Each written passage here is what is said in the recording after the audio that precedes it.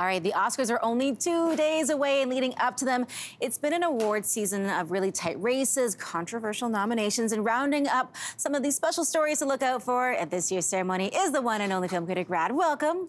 Thanks for having me.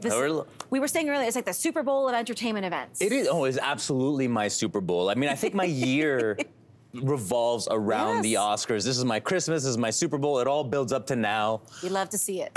So let's start with the women repping Canada at the Oscars this year. We have Sarah Polley for Women Talking. We have Domee Shi for Turning Red. It really is this thing that, you know, Canada is coming together to root for them. I'm sure you are too. Well, yeah, but look, Canada is bringing the polar vortex to LA, okay? That is right? Actually, you saw the snow in LA a few days ago? That was a warning sign. Canada's coming for the Oscars.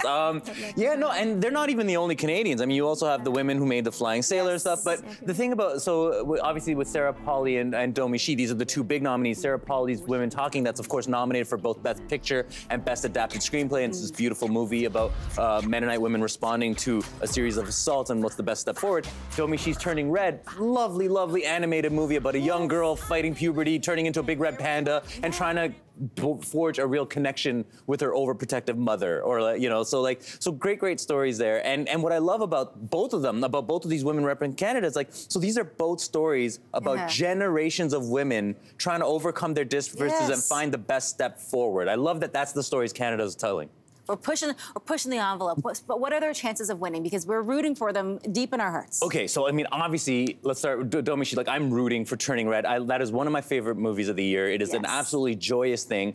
It is up against Guillermo del Toro's Pinocchio, and you know, Pinocchio has been the front runner because, like, you know, oh, Pinocchio set in Italian fascism. It has this air of self-seriousness that people, I don't think is as artful as people think it is, but it's telling that I think that Oscar voters would rather reward a movie about a boy at war than a girl at war with her hormones, but that's the way it's headed, but I'm still rooting for Domee there. Women Talking, you know, Sarah Polley, you know, like, again, like, this is a story about women. You got a lot of people shrugging. Sarah told a story about customs officers rolling their eyes every time they hear that she made a movie called Women Talking. She's like, would you do that? Would you say that way if the movie was 12 Angry Men, right? So you got to struggle to get men to appreciate this movie, but she is the odds-on favorite to win Best Adapted Screenplay. You go to every betting site, and they're all like, yeah, odds are on Sarah. I can't even bet on her and win that much money. So I love it. Yeah. And what about Brendan Fraser, repping Canada in the Best Actor category for Whale? Do you think he will win? Can I just say, if Brendan Fraser wins, he'll be the first ever Canadian to win Best Actor at the Oscars, right? Like, and in almost 100 years since any Canadian has won the lead actor trophy. So he looks like he's got it all sewn up. The challenge for him isn't Colin Farrell, who's amazing in Banshees of Inisherin. The challenge for him is his own movie, because people love his performance. They don't, like, even me, this movie is very off-putting because it's a movie where he gives this amazing performance as a 600-pound man trying to make his life right. But the movie becomes all about the spectacle of his performance. The drama's very thin. It looks like it feeds off the spectacle of this performance, and so there's not a lot propping it up. And so voters have to get over that hump. But that being said, Brendan Fraser's been amazing giving speeches where he aligns his own experiences, his own emotions, his own trauma with this character, and so that's gonna give him a bump up. Oh, it's gonna be spicy.